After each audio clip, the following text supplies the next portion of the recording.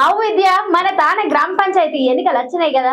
అవును, ఇక ఊర్లల్లా ఫుల్ దావతే దావత్ పో. పండుగ లెక్కలనే ఉంటది ఊర్లల్ల వాతావరణం అంతా. షెడ్యూల్ వచ్చిందిలా. ఎలక్షన్లు ఎప్పుడు ఎన్ని రోజులు పెడతారు, నామినేషన్లు ఎదువరసంది. ఇగో ఇవన్నిటి గురించి ఎలక్షన్ల సంఘాలు చెప్పిరు. ఈ పంచాయతీ ఎలక్షన్ల గురించి ముచ్చట చెప్పుకుందామా? Hello hello hold hold wait, మొత్తం ముచ్చట అయిపోలేదు, ఇంకోటి కూడా చెప్పుకోవాలి. ఇంకేంది, ఇంకా దేని గురించి చెప్పుకోవాలి? ఎలక్షన్ల పేరు చెప్పి చెయ్యి పార్టీ వాళ్ళు బీసీలకు చేసిన మోసం గురించి కూడా మాట్లాడుకుంటున్నారు బీసీలంతా.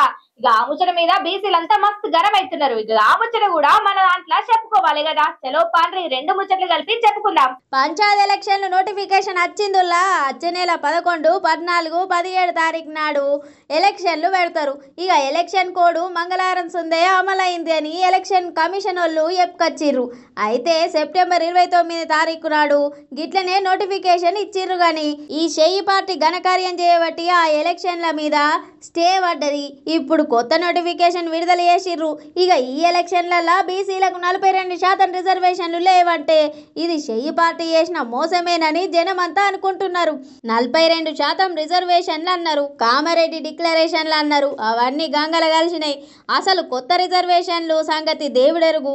ఉన్న రిజర్వేషన్లను కూడా కోసి పారేసింది కాంగ్రెస్ అని బీసీలంతా గరమైతున్నారు. 42% అని ఉదరగొట్టి ఇప్పుడు 20 కూడా దాటలేదట. ఇష్టం వచ్చిన రీతిలో రిజర్వేషన్లు ఖరారు చేసిర్రు. అసలు ఎస్సీ ఎస్టీలు ఒక్కళ్ళు లేని జాగల కూడా వాళ్ళకు రిజర్వేషన్లు వచ్చినాయి. ఏడ చూడు గిదే కథ, ఆగమాగం జగన్నాథం అయిపోయింది పో.